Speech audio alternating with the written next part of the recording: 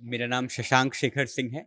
मैं Puri literary festival, Puri साहित्य महोत्सव 2025 का निदेशक हूँ।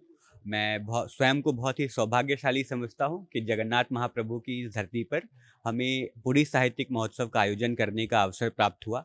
इस पूरे कार्यक्रम की रूपरेखा पिछले 1 वर्षों से तैयार हो रही थी, जिसमें हमें संस्कृति मंत्रालय, भारत सरकार, शिक्षा मंत्रालय, भारत सरकार और अन्य सभी सहयोगियों का पूरा सहयोग और मार्गदर्शन प्राप्त हुआ।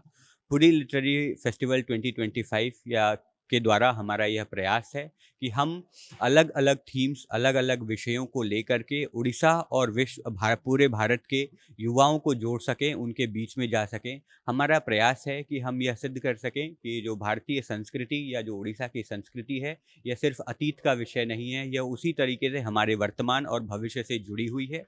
इसमें हमारा प्रयास है कि हम जो नीतिगत इश्यू हैं यानी पॉलिसी रिलेटेड इश्यूज़ हैं, उनको भी जो हमारे साहित्य संबंधी और जो कला संबंधी विषय हैं, उनके साथ जोड़ सकें।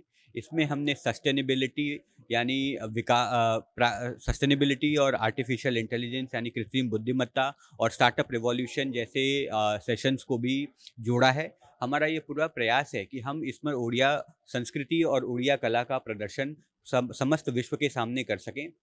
इसके लिए हमने ऐसे प्रमुख सत्र रखे हैं जिनका पूरा केंद्र उड़िया संस्कृति और उड़िया कला ही है। हमने उड़ीसा 2036 नाम का भी एक सेशन रखा है, जो कि उड़ीसा के 100 वर्ष जो 2036 में पूरे हो रहे हैं, उसको लेकर के क्या विज़न हो सकता है, क्या दृष्टिकोण हो सकता है, कौन-सी नई नीतियाँ हैं जो बनाई जा सकती हैं, उनको ध्यान में रखते हुए बनाया गया है। इस पूरे सेशन के दौरान हमें तमाम बुद्धिजीवियों और अन्य सहयोगियों का सहयोग प्राप्त हुआ है। इस कार्यक्रम में श्रीमती मालिनी अवस्थी जी, जो लोक गायिका हैं, श्रीमती शेफाली वैद्य जी, श्री दीप हालदार जी, जो कि एक स्थापित पत्रकार और पुस्तक लेखक हैं, श्री हिंडोल सेनगुप्ता जी, प्रोफेसर श्री राम चौलिया, जो विदेश मामलों के जानकार हैं, साउथ अफ्रीका के भारत के राजदूत अनिल सुखलाल जी, जैसे अन्य गणमान्य अतिथियों का सहयोग और मार्गदर्शन प्राप्त हुआ है। वह यहाँ आकर अपना विचार, अपना दृष्टिकोण उड़ीसा और भारत की प्रगति के संबंध में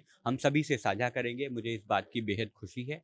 हमारा यह प्रयास है कि यह 3 दिन का उत्सव वास्तव में पूरे उड़िया समाज और उड़िया संस्कृति के महोत्सव के रूप में मनाया जाए और हम ये प्रयास करेंगे कि एक निरंतरता के साथ हम आगे भी भविष्य में इसके नए संस्करण खड़े कर सकें और उनको चला सकें, जिसमें हमें पूरे उड़िया समाज और उड़िया समुदाय की प्रार्थना, सहयोग और शुभकामनाओं की आवश्यकता है। आप सभी का बहुत-बहुत धन्यवाद कि आप सभी ने हमें इस धरती पर काम करने का अवसर प्रदान किया।